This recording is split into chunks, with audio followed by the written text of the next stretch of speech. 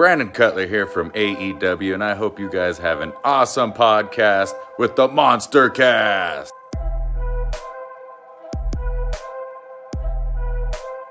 What's up, you guys? Sean Ross Sapp, Fightful here. You're watching the MonsterCast with Jack and Ryan.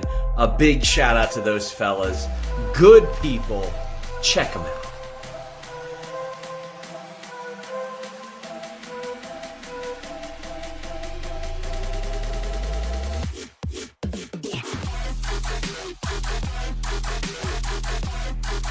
Here's your host of the MonsterCast, the Straight Edge Monster, Jack and Ryan.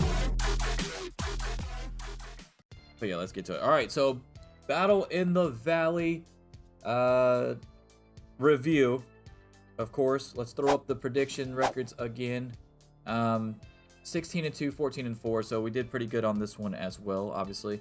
I'm gonna skip the 8-man tag. You did get that one right, though. I will give you credit for that, obviously. But let's talk about more about the story. Yeah, let's talk about more of the other stuff. Well, the thing about that one is it didn't really involve the two guys that the story was involved with either until after the match was over. So that was weird. But anyway, Yeah. All right, let's get into Kenta defeating Fred Rosser by pinfall for the Strong Openweight Championship. We both got this one right. Solid match. I was actually pretty impressed. Obviously, we said that Rosser's gotten a lot better under the New Japan Strong umbrella, but we still both picked Kenta, obviously, because, like, why wouldn't you have Kenta be your champion? He's the first Japanese wrestler and only the third champion in its history, in its short history. First Japanese champion to win. Or Japanese person to win the championship, I should say. 16 minutes and 31 second match. It was pretty good, though. Really like that he really played to the fact that the rumor of CM Punk being there to watch the show, and then, went to do the go to sleep thing and then flipped everybody off and did the OG GTS instead, with the cutting of the throat type deal. What did you think of this match overall, though? Yeah, I thought it was pretty good. I think we talked last week saying that, Rosser really has come up. You know what my favorite, the match itself was fine, but one of my favorite spots was when Rosser is pulling on Kenta's hair. So Kenta pretends like he's pulling on Rosser's hair, but Rosser's bald. So he just keeps, like, pawing at the top of his fucking head while he's got him in a side headlock. That was funny to me. But, no, it was really good. I don't think it needed the juice part. How'd you feel about that?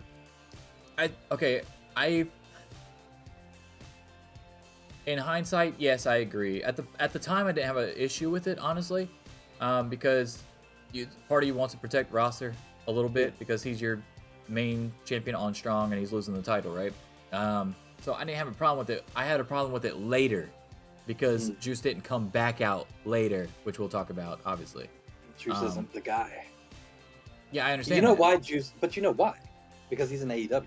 He's an AEW guy. No. I don't have a problem with him not being the person to do what Finlay did. I have a problem with them both not taking him out, like they've been doing with everybody else. Like we had mentioned last week. You mentioned it about how everybody gets put out or put somebody else over on the way out, and they get kicked out of the Bullet Club.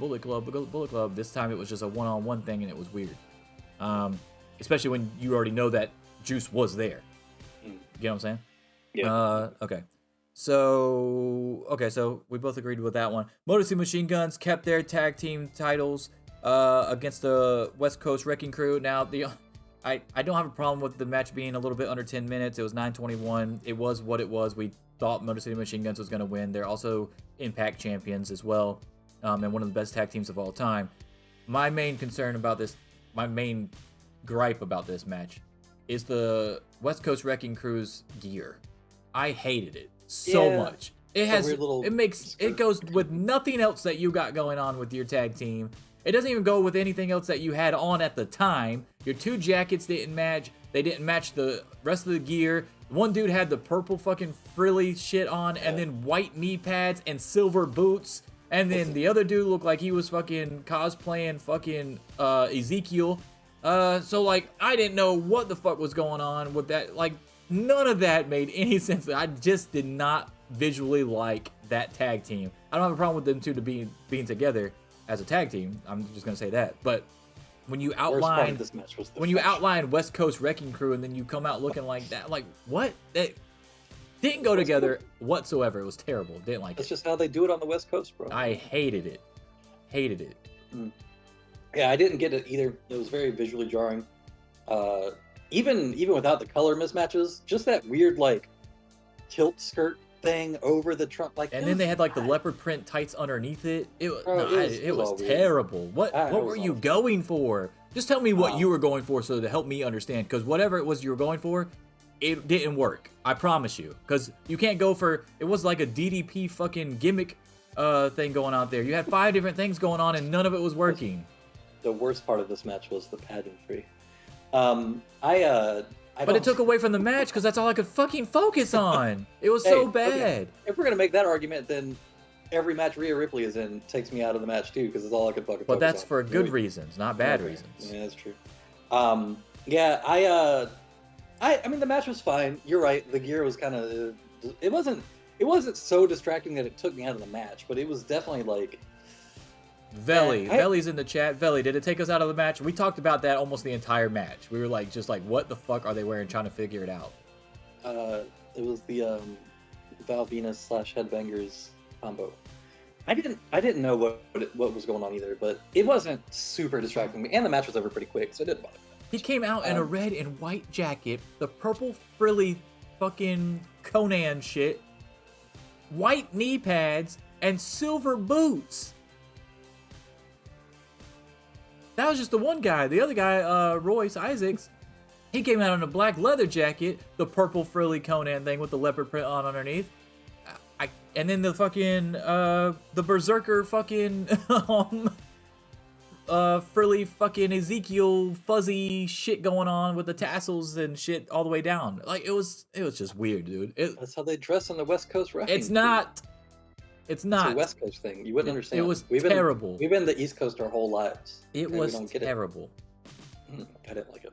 Well, guess what? They were in San Jose, and everybody else who was there didn't wear anything like that. So they're not from there. I was looking out in the crowd. They were all San Jose people. That's in California, if I'm not mistaken.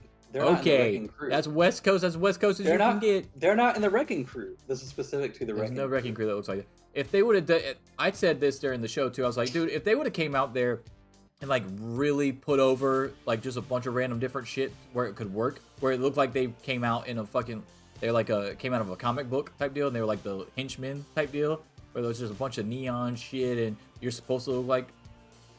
What were they wrecking dressed like that? Yeah, what were they wrecking? Because they lost in under 10 minutes. They didn't wreck anything. They wrecked fashion. Yeah. It was so bad. That's what they wrecked, Valley. What were they wrecking just like that? I agree. But anyway, that's taken away from the match. The match was fine. It's what we thought it was going to be. Let's move on, though. Oh, hold on. Who's the name of that? You would know this. I always forget his name. I think it's the Spider-Man universe. There's like a character who's like a hunter, and he always wears different Craven? furs. Craven. Yeah. Yeah, but that's not what they were going for. They were going for Craven. No, they weren't. It's a West Coast Craven. It's fucking so bad. That's about as bad as fucking them calling Liv Morgan Spider-Man or whatever when she wasn't even wearing Spider-Man colors. That shit was stupid as fuck. Jean shorts that a fucking Don't get me started, dude. All right, so anyway, next up was a really good match. It was Eddie Kingston versus Jay White. 19 minutes in the loser leave New Japan match. If Kingston lost, he would have had to get White's permission to continue to compete in New Japan, which I thought would have been a hilarious storyline, honestly. Does this all but pretty much tell you that Jay White's going to WWE instead of AEW?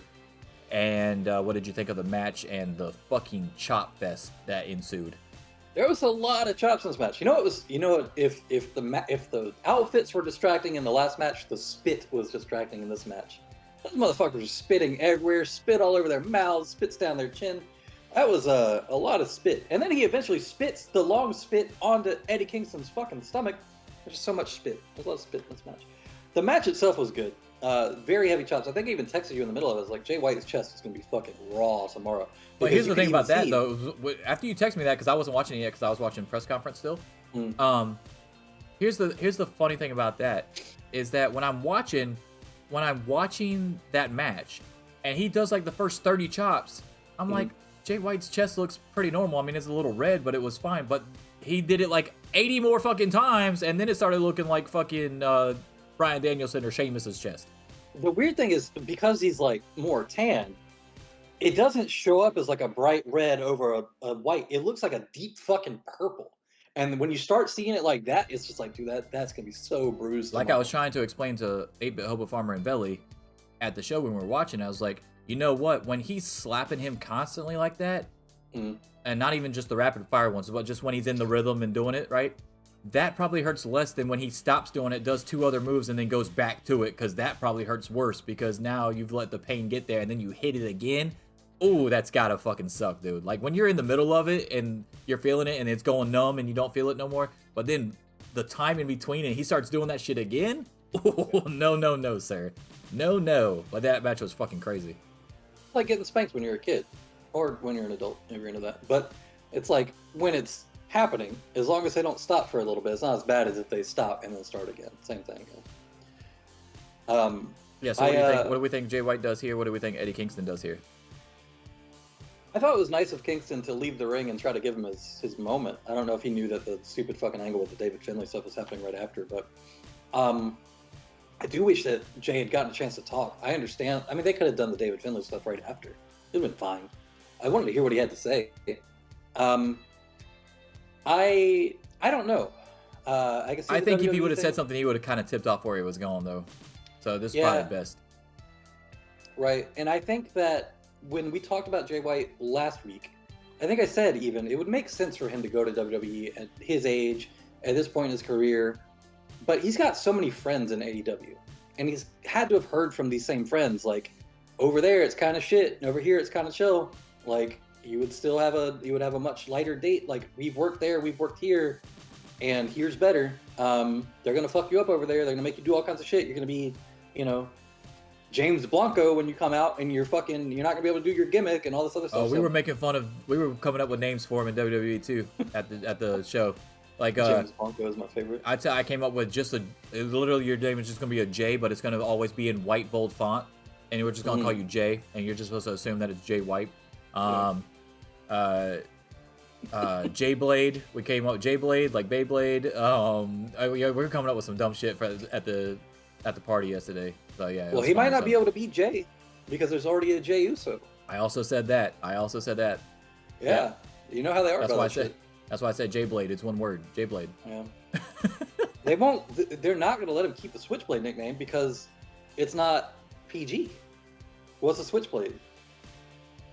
It's a knife. An illegal knife.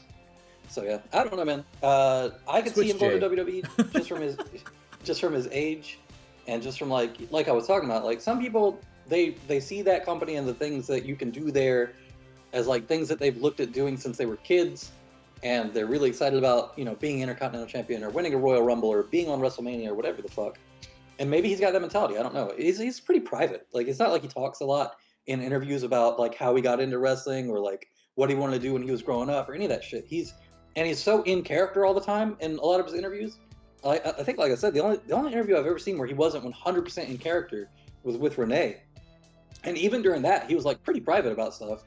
He mentioned, living in Florida with his wife now and all that, but like nothing super, super personal, nothing about like, oh, my dad was super into it when I was a kid and that's how I got into it and we used to watch Royal Rumble, like none of that shit. So it's hard to say. I don't know what his motivations are. Aside from living in the U.S., which I think is a big one for him, and he could do that for you. He'd be in the top. He'd be in like my top 5 list of wrestlers that I would like to have a sit down like dinner with or conversation with or something like that. If he's actually going to answer questions and actually talk, I got that strong vibe from Moxley too when he was in WWE and at the beginning of the AEW before he started going on and actually disclosing things and stuff like that and opening up more. There's certain guys that you just have a feeling they're deep down they're good dudes, but they're very private, and you wish you would understood their mindset a little bit more, not just like towards the business, but just in life type deal. And Jay White comes off like that to me. You know who else is like that? Is Pac. Pac's like that a lot too, because even when he was a good guy and when he turned heel and all that stuff, you never really get a lot of like out of character stuff with Pac, except for the video game shit he was doing on Up Up Down Down. then you can see him being a little bit more like how he normally is, and you can tell he's like super fucking nice guy. But when he comes out as Pac or when he's doing interviews or any of that shit, it's all a bastard. So like you don't get a lot of the backstage stuff. So, but the other thing too is you hear from backstage people, they're like, oh, you know, one of the people that really helps me put together my stuff and that I can go to for stuff is Pac. Like he's really good about stuff like that. So, yeah, I think Jay White comes off as one of those people too. All right, so the next 30 minutes, you gotta have to take the reins on this, just so you know. So, not 30 minutes of the show, but 30 minutes of Battle in the Valley, because during the Tom Lawler homicide, Filthy Rules fight, that's when I dozed off and fell asleep because it was not good from the part that I saw. And then when I woke up, it was already starting with the Mercedes Monet Kyrie match. I had missed the entrances, so I got to go back and watch that because Valley and Michael told me, an 8-bit Hobo Farmer told me that what she was wearing and talk about some shit that didn't make any sense. So I got to go back and try to watch that. It doesn't make sense to them because they don't know who Hana Kimura is. Oh, that's what she was doing? See, Yes. They didn't explain it like that. They said cone boobs and a gas mask, and I wasn't really putting it together. So The it was gas Hana mask Kimura? is Hana Kimura, yeah. Oh, that's badass. Okay, same, so I same definitely for got the to go watch fuzzy that then. boots. Yeah. Yeah, okay, so that makes a lot more sense. So that's cool then. So I definitely got to go just watch that then. Also, shout out to Mercedes Monet's YouTube, where she posted the Wrestle Kingdom 17 stuff. I don't know if you watched that video. I'm sure you've seen clips of it, obviously, where her meeting Kenny Omega and the crying part and all that shit. But it's like a 20-minute video.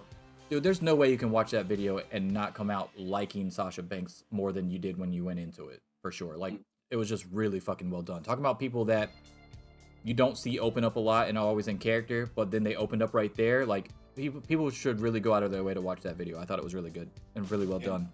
A little vlog style type deal. Really fucking good. Okay, so Tom Lawler and Homicide and Zack Sabre Jr. versus Clark Connors. Tell me what you thought about that, because I gotta go. I'm definitely gonna go back and watch Zack Sabre Jr. and Clark Connors. I'm not gonna go back and watch Tom Lawler versus Homicide because I did not like what I had saw up to that point before I dozed off. It wasn't good. The Tom Lawler match, the only redeeming parts of it were there was a door spot where he puts Homicide through the door. Like Homicide pulls the door out from underneath the ring and puts it up on the barricade, and they end up doing a spot through that. And there was one part where he fish hooks him with the hook for the turnbuckle. That was innovative, I guess, since you can't really do that in matches with ropes. One funny thing was Homicide seemed to have a problem adjusting to the fact that there were no ropes. So he grabs a chair out from underneath the ring, and instead of just throwing it over, I saw that part. He tosses it over like there's still ropes there. I said something about it. I was like, he still tossed it way up in the sky like there was ropes. Yeah, it was funny as hell. That was stupid. That was so stupid. But yeah, overall, it was pretty much just a garbage little, here's a bunch of weapons. Here's some aluminum tins that everybody that's looking at knows don't hurt at all. If you're to get hit with them, we all make fucking crumb cake in these, okay? We've all felt them. We all know they've been like this. I don't like those spots. Super boring. I'm almost positive they're just there for the visual aspect because it gets really crumpled, and obviously the sound aspect because it sounds like you just got fucked up. Yeah, but it doesn't. Everybody looking at them knows what they are. It's not like a trash can lid that's basically made out of the same shit, because everybody has an idea of what a trash can lid is, where it's like it can be harder. There are hard trash can lids, but there are no hard versions of the fucking aluminum pans. So it just doesn't make any sense. It's like hitting somebody with a fucking wiffle bat. Actually, that would probably hurt more. So, didn't like that. Then the chairs, they did a couple spots with chairs where they would like throw the chair at the person's face. They did that like 3 times. It started to lose some of its effect. Tom Lawler ended up winning, which makes sense because it's his match, obviously. Just nothing to really write home about. At the end of it, he took off his short shorts to reveal even shorter denim shorts. If that means anything to you, and then that match. That's what the West Coast Wrecking Crew should be wearing for those. There you go. Get Tom Lawler to your wardrobe. And then the Clark Connors Zack Sabre Jr. match. That was actually a really good match. Connors seemed to have a hard time getting the crowd behind him very much at first, but as the match played out, it was going toward they were playing toward the drama of it having a 15-minute time limit, essentially. And like if he can make it to the end, then he might get a rematch or whatever. But Sabre doesn't technically win. So the 15-minute time limit actually did come into play pretty heavy in it, which is why when he wins, there was less than a minute left when he won. But it was a pretty typical Zack Sabre Jr. match, a lot of submission type stuff. He ended up winning with a submission. Connors looked good for a couple spots, but nothing crazy. I mean, you can go back and watch it. It's not like a bad match or anything by any means. But I don't think anybody went into this thinking that Connors was going to win, so it kind of suffered from that too. The only interesting story to tell was the one that they ended up telling, which is what if he makes it the whole 15 minutes and Zack can't put him away. And they did tell that story. Zack does end up putting him away, so it kind of closes the book on that. It was fine for what it was and for the people that were in it. And Zack Sabre Jr. Again, gets another win in his defenses, which is great. All right, let's talk about the longest match on the card. It was a 26-minute and 47-second match for a match that some people didn't think was going to get any time. Some people. Also, we were skeptical. I'm not going to sit here and act like I knew it was going to get a shit ton of time, especially not over 20 minutes. But we did say on the show that if it didn't get a bunch of time, that we weren't going to have a lot of faith going into the New Japan Women's Division going forward. Right. So we made excuses for the Wrestle Kingdom 17 bit because that was when she debuted, Mercedes. So she had the whole long ramp and the fucking song and the promo package at the beginning and the shit afterwards. So we thought that all played into a part why they reduced the time of the actual match between Kairi and Nakano. Well, even though it was in New Japan strong style or strong match or pay-per-view or whatever, this is very promising for the division going forward with a 26-minute, 47-second match that went longer than Okada Tanahashi.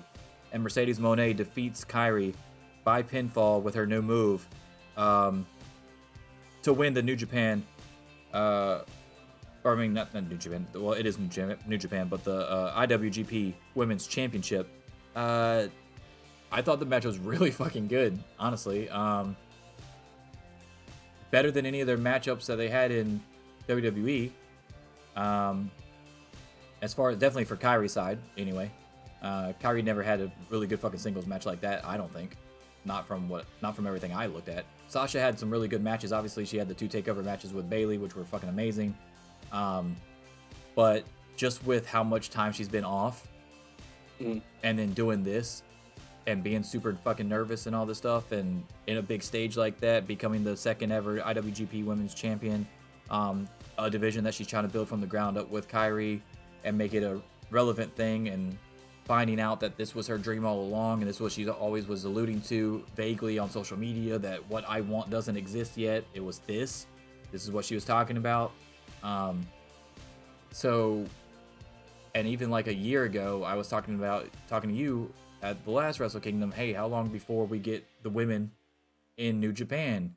And you were skeptical at first, and then of course they made the deal to really integrate the Stardom thing not too long ago, and then they had the crossover, the historic crossover pay-per-view, and then they introduced that they were going to have the IWGP Championship for the women and all this stuff, and it just really snowballed really fast.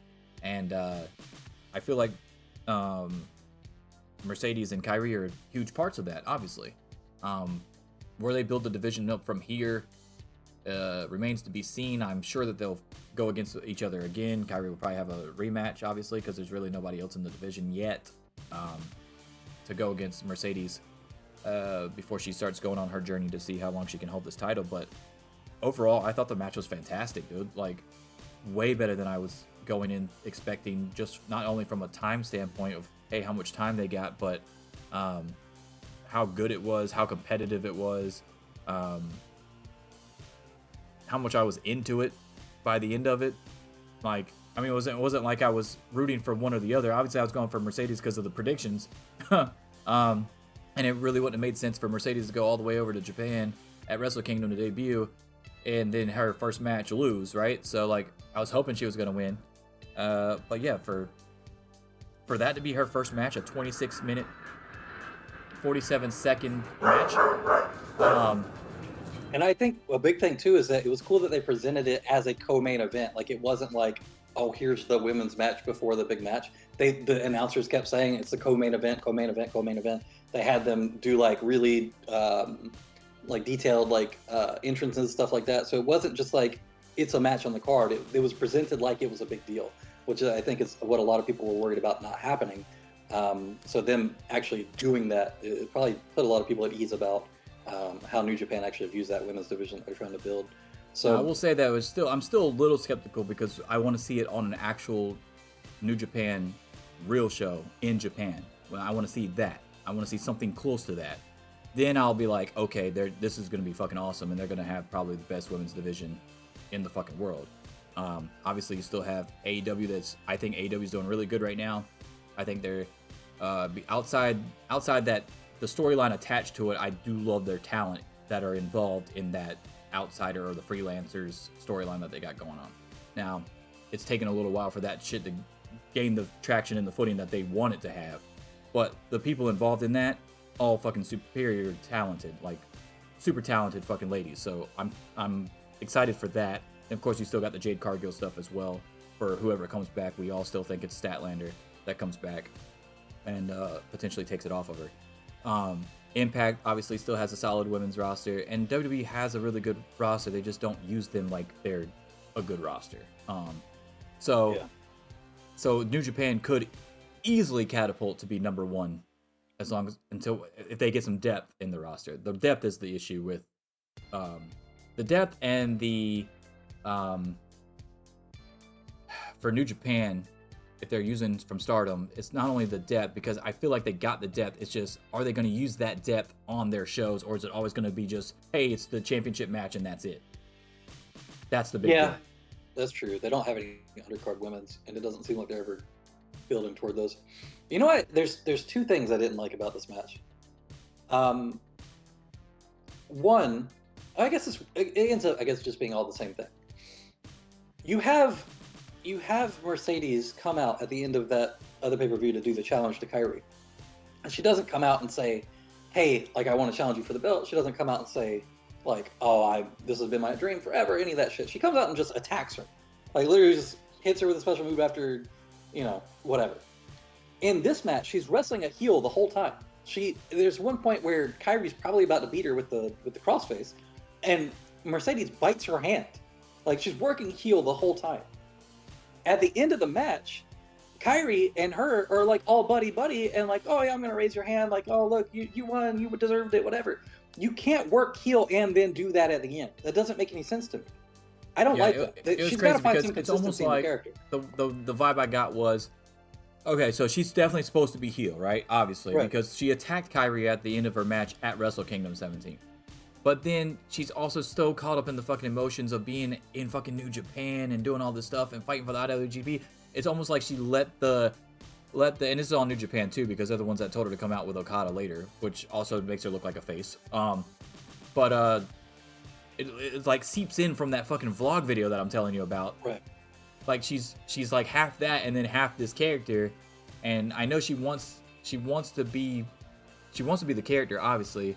But she's also trying to establish at the same time how much she wants to be there and stuff. And it's like, you can't do both at the same time. So you can have your vlog stuff and everybody can be like, oh, super happy for you because we now know that this is legit something that you've always wanted. It's not some bullshit thing just to say that you did it before the rest of the Four Horsewomen did it. This is something you really wanted to fucking do.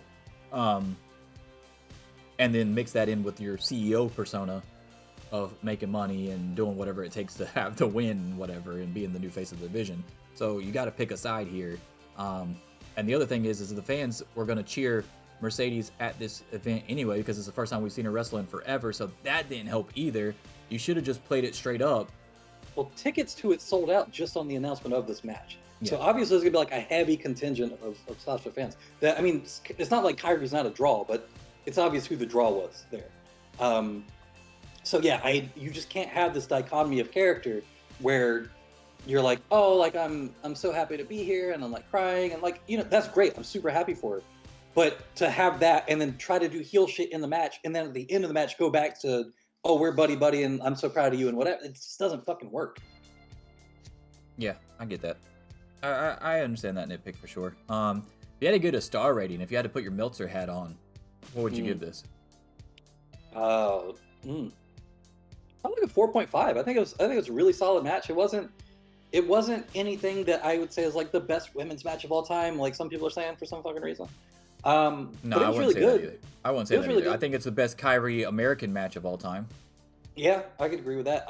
There were a lot of good, like, She did that. She did the belly to belly suplex. They got a bunch of fucking Bailey chants in the middle of the match. They were in San Jose, cool. Of course, and then she did her best friend's fucking move. Yeah, it was awesome. Yeah, Bailey was there. There's pictures of her at the event. She's in the crowd, up against the wall, watching. Yeah, so, yeah. We were curious if she had to be at Elimination Chamber even though she wasn't scheduled. So we were wondering that. Well, I didn't actually see her with my own 2 eyes or anything. I didn't see CM Punk either, obviously, but yeah, we heard that they were both there or whatever. So that's cool that she was actually able to attend because it is her home area or whatever.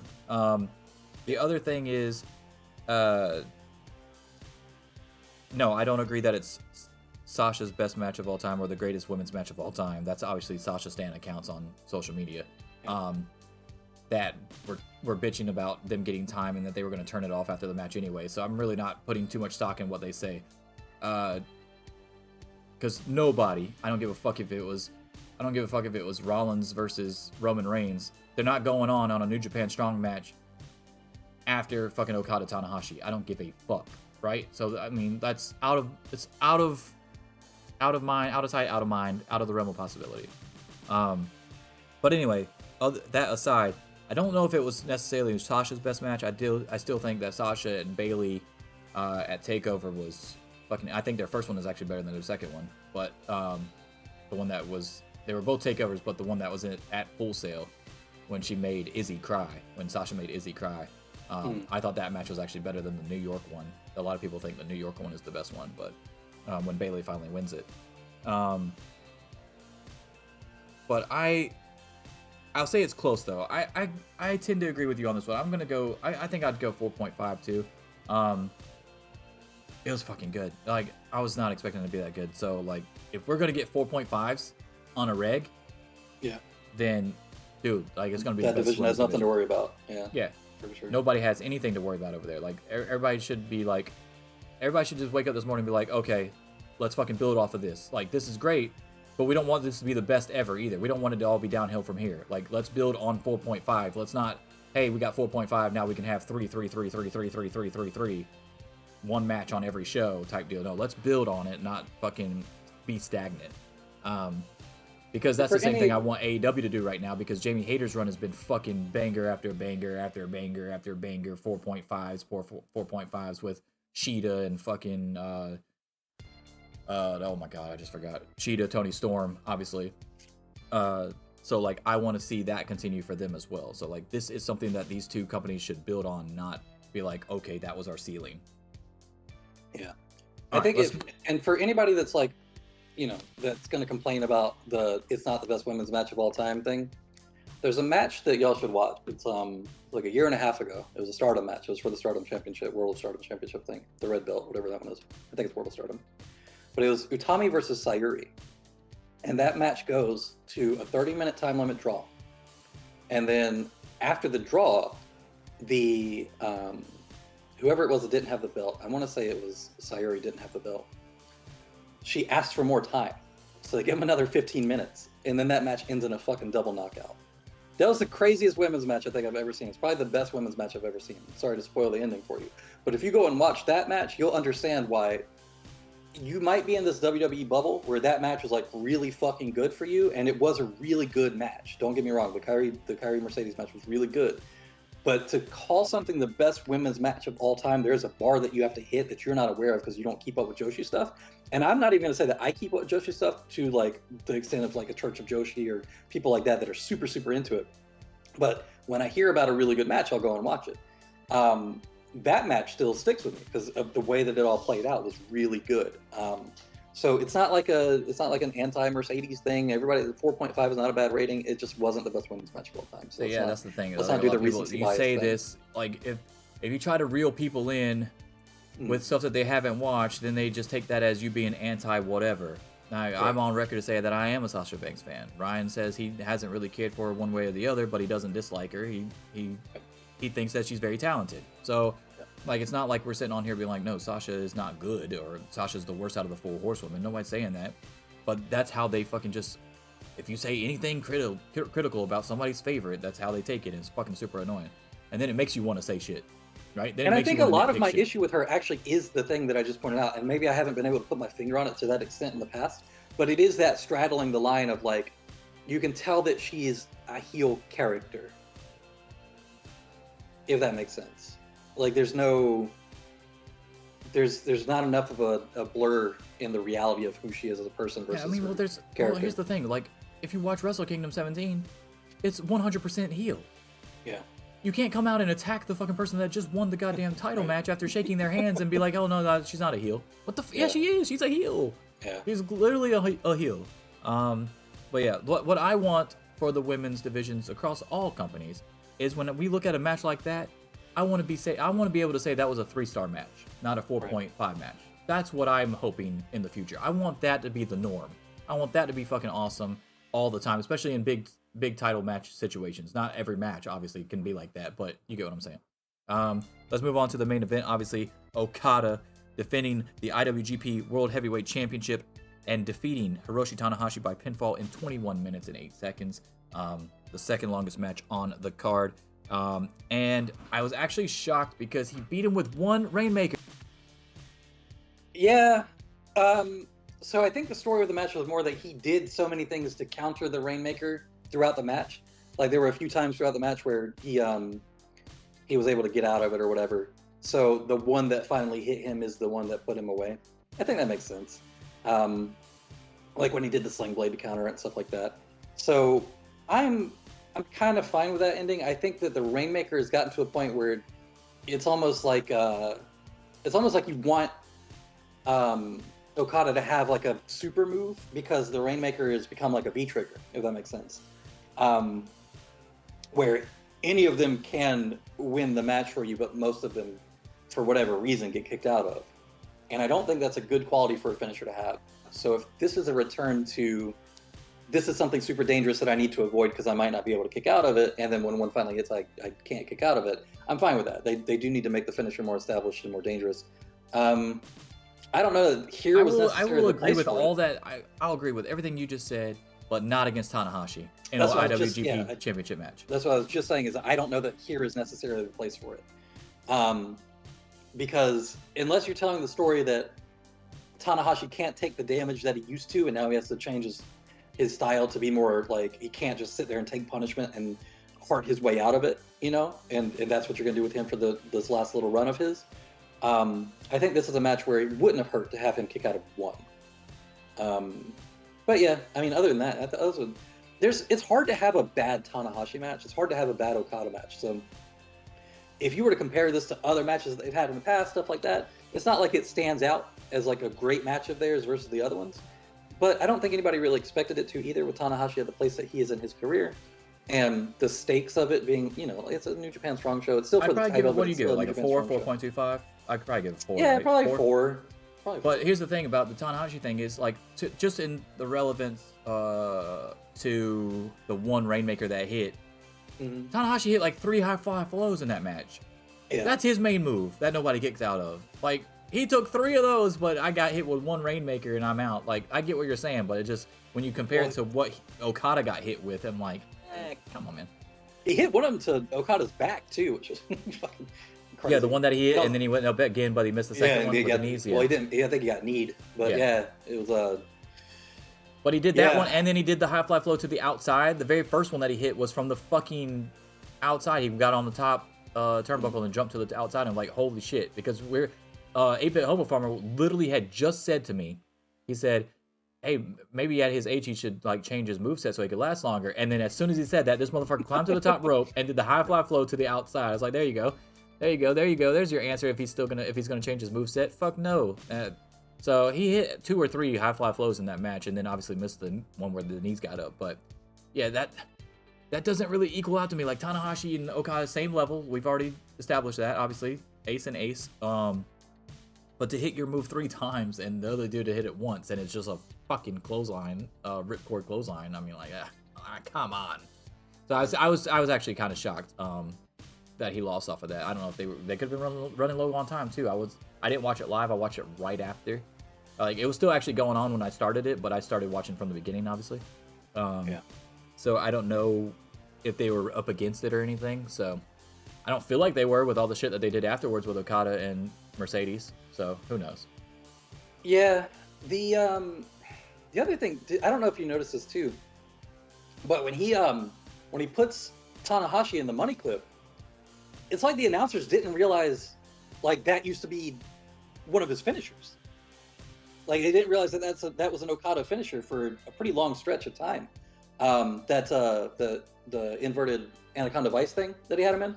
Like the announcers didn't call it what it was. They didn't say that it was. They didn't act like it was like a big threat or anything. Yeah, I think it's more like the $1 Million Dream than the Ted DiBiase move. More like that than what? Than the reverse Anaconda thing that you It's literally it's an inverted Anaconda Vice. Like it's literally it's the $1 Million Dream. Either way, whatever you want to call it, it's literally it's a. Well, yeah, you're talking about the one that Tanahashi was like crawling onto the outside of the ring while he was in it, right? Yes. So the thing is, like, they didn't sell that as like I'm